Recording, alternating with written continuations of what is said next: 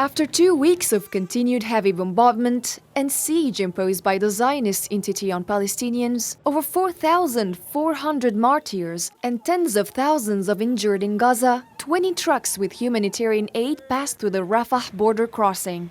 Only 3% of what used to get into Gaza. The limited emergency shipment can only assist a fraction of the 2.3 million besieged residents.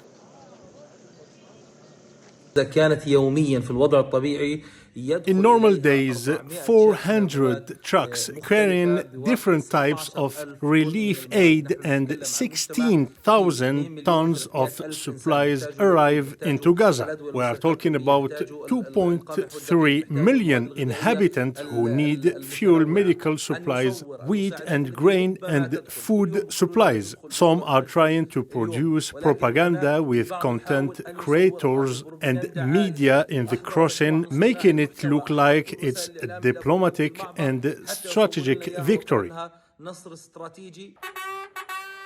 This aid is exclusive to the southern Gaza Strip, likely an attempt to encourage more residents to leave. The much-needed fuel was excluded from the limited aid distributed to the south, which highlights a growing humanitarian crisis.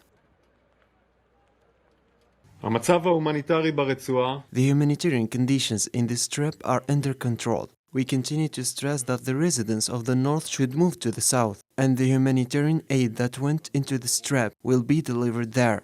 At the instruction of the government echelon, aid was entered through the Rafah crossing carrying water and medicine. That is for the population in the southern area of Gaza only. Fuel was not entered into Gaza. Palestinians are well aware that opening a closed border crossing for limited aid is an attempt to divert attention from their suffering. Aid operations should be sustainable, as the Gaza Strip faced dire shortages of fuel and life-saving supplies, and Rafah crossing should be permanently opened.